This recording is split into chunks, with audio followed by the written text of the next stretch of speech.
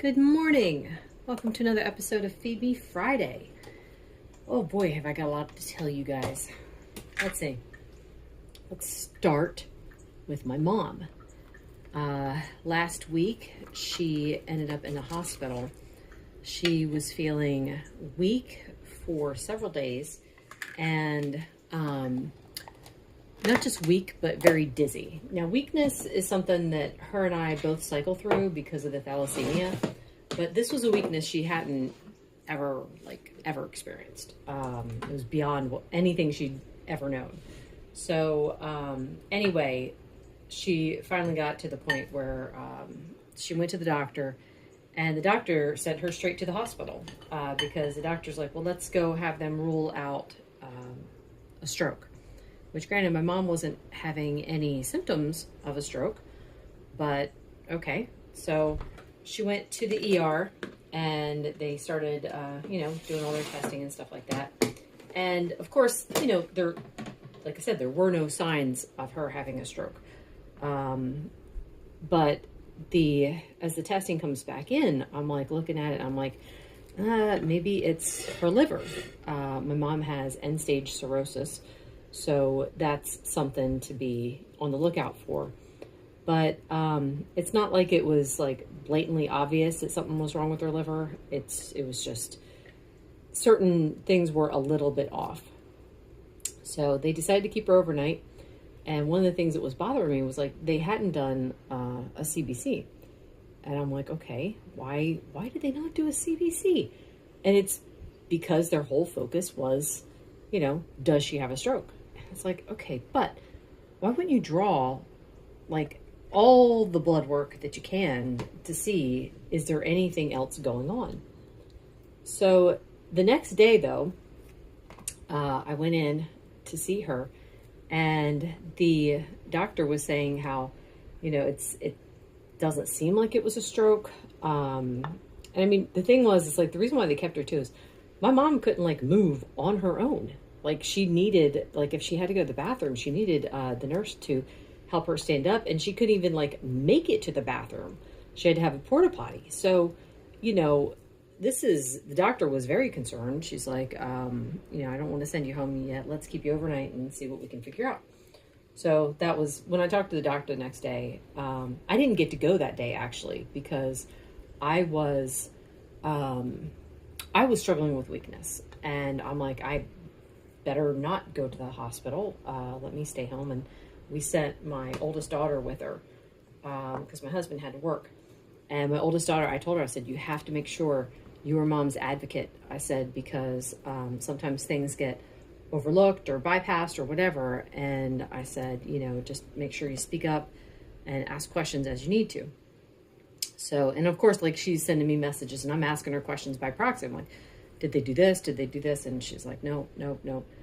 Okay. So anyway, when I got there the next day and I'm talking to the doctor, I said, or she's telling me, she's like, honestly, we're just I'm grasping at straws here. I have no idea what the problem is. She's like, so I'm going to do a CBC. And I'm like, oh, great. Yes, please do a CBC. Get her, blood count checked.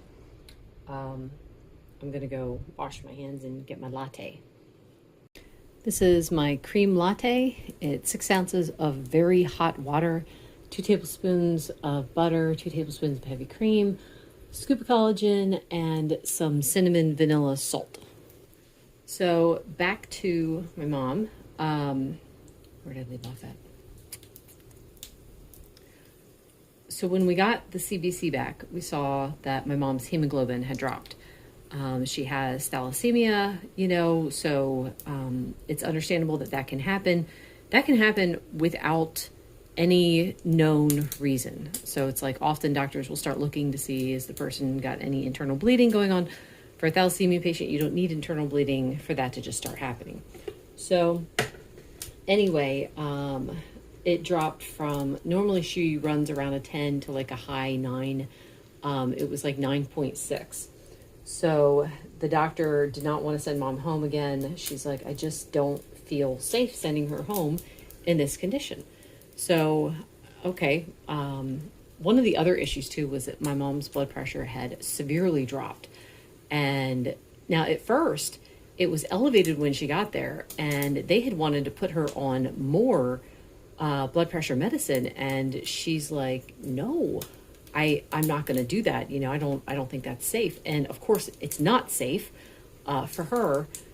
And it's good that she said no, because then her blood pressure dropped really low. So the thing is, she was already on 2 blood pressure medications because of the cirrhosis. So when you have end-stage cirrhosis like she does, you want to keep the blood pressure low and steady, because otherwise it could cause a vein or an artery to burst in the stomach and bleeding and vomiting. So yeah, you want to, you know, keep things as level as possible. So anyway, they were treating her for the dizziness with some meclizine, and that helped. But it didn't help with the weakness. So, you know, her dizziness got better, weakness did not. So the next day, her hemoglobin dropped even further. It went from 9.6 down to 8.5. And I'm like, okay, this is not good. What are they doing? Now, they won't give a blood transfusion until a patient reaches 7, which is odd to me, because I think for a thalassemia patient, if you see their numbers dropping, maybe don't wait. You know, so, because I mean, it'd be a different story if they're running around and they're at a 8 and they're feeling great, but my mom was not. She's extremely weak. Anyway, so the last day it went down to 8, and the doctor, this is a new doctor, the weekend doctor, and she's like, okay, we're going to send her home. And I'm like, what now? So the reason they wanted to send her home was because mom was able to move with a walker and she wasn't dizzy. But it's like, yeah, but she's still incredibly weak. And I mean, that was Saturday. I'm currently filming on Wednesday. She's still incredibly weak. That has not changed. Just going to the bathroom takes it out of her. So, anyway, we went to get labs drawn yesterday. I'm curious to see what the CBC is. Hopefully I'll know that later today. And we also have a doctor's appointment. Not sure what they're going to do, but, you know, whatever, we'll see.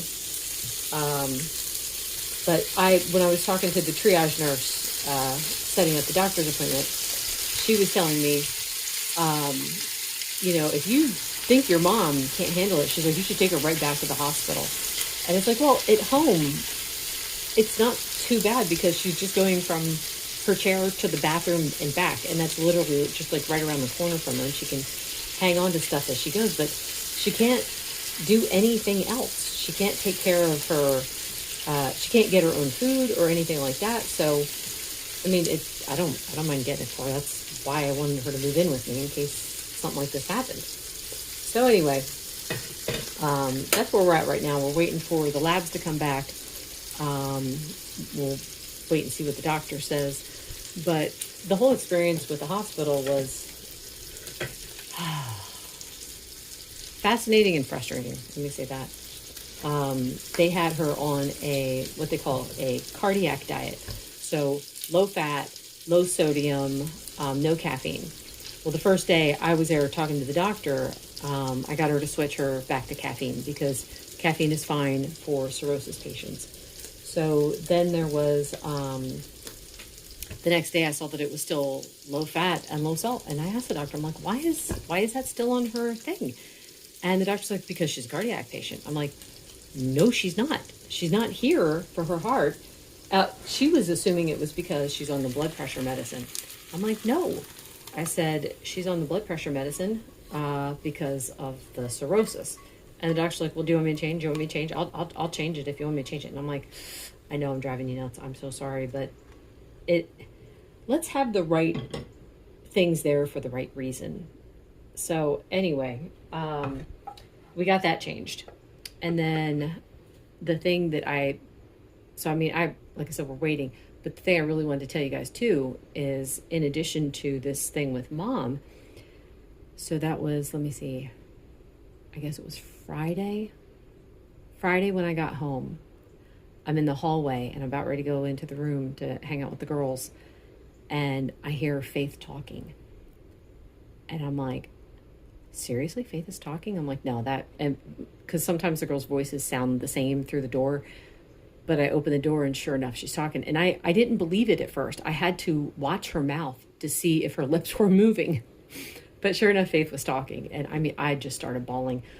For anyone who doesn't know, my daughter's been sick for almost 2 years now. And in the last 3 months, she stopped talking because the nausea was so bad. So to hear her talking again just blew my mind. I was so happy. I was crying. I kept crying too for the off and on for the next hour. I was just so happy. So anyway, she has continued talking since then. And each day things are looking a little bit better. So the past 2 days, she's done a little bit of walking in the morning, but it's very, very small amount, but still that is huge considering she hasn't done that since beginning of May. The most exercise she was getting in was going to the bathroom and going back to bed. So that was it. Anyway, that's very, very exciting for us. So yeah, we'll see what happens with my mom. Hopefully Faith will keep moving and talking, and hopefully she'll get her appetite back. My goodness, praise God, that would be amazing. Anyway, I'm going to go eat my breakfast, and I will talk to you guys later. Actually, before I sit down and eat, I wanted to point out one more thing.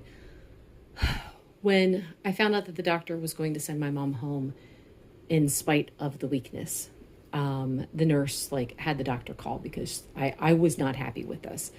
And, I'm talking to the doctor about it, and I'm trying to get her to explain to me her reasoning. And she was saying that because she didn't see any evidence of bleeding, she thought that it was safe to send my mom home. And I said, okay, but she's a thalassemia patient and they don't need to have any bleeding for their hemoglobin to drop. And she's like, this is true, but I don't see any other symptoms of this being a thalassemic episode.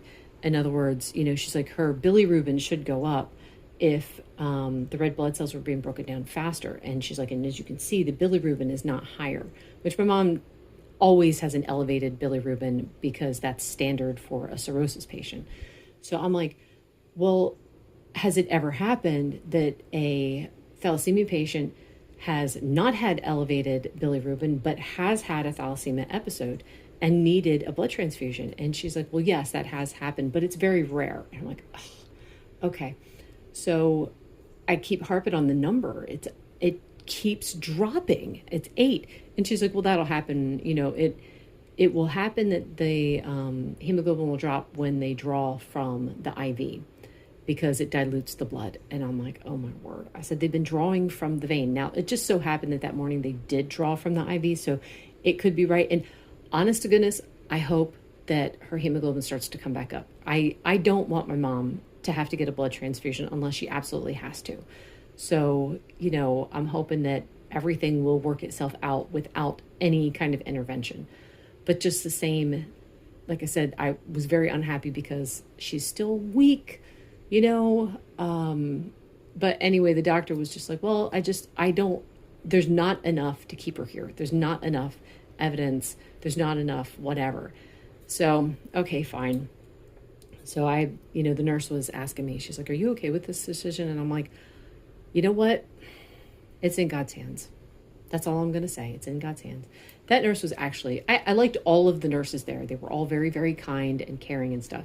She stayed with us for a while and was chit-chatting. And I really appreciate nurses in general. So all you nurses out there who deal with this kind of thing every day, thank you so much for your patience and your kindness. So anyway, that's that's all. But I was thinking how important it is to have someone who can advocate for you, because my mom, she doesn't know what to ask the doctor. She doesn't know what to say. And she's just going along with what they're telling her. And, in her mind, it doesn't feel right either, but she doesn't know how to question the doctor. So I was thinking about how many patients out there, especially elderly patients, who don't know what to ask and they don't know what to say. So anyway, it's hard, and I'm thankful that I could be there to do it, because man, it would have been rough for my mom if someone hadn't been there. Anyway, Now that's all.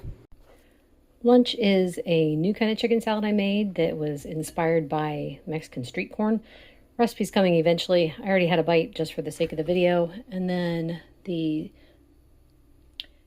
my cream latte with all the same stuff as this morning, except I used regular salt instead of the cinnamon salt this time. This is a grilled cheese that I made using the flatbread, and then I also added some steak to it, some flank steak that my daughter Nadia just got off the grill. And I also had a few more pieces of flank steak with some butter and some salt. And that will probably be it for today, but I'll check in later. Oh, goodness. I also wanted to update you guys. We did get Mom's hemoglobin back. It is higher now. Went to the doctor. Nothing really the doctor can do, so she's sending her to a bunch of different doctors. And yeah, hopefully if my mom can get some good eating and some good rest in over the next few days, maybe she'll start to feel better. But anyway, prayers would be appreciated. That is all for today. Don't eat shrimp. That would be Faith, who is still talking, and now she's walking. Praise God. Anyway, that is all for today. Thank you so much for watching and listening. This video is brought to you by my faith in the Lord Jesus Christ, who has everything you need and nothing you don't. Bye.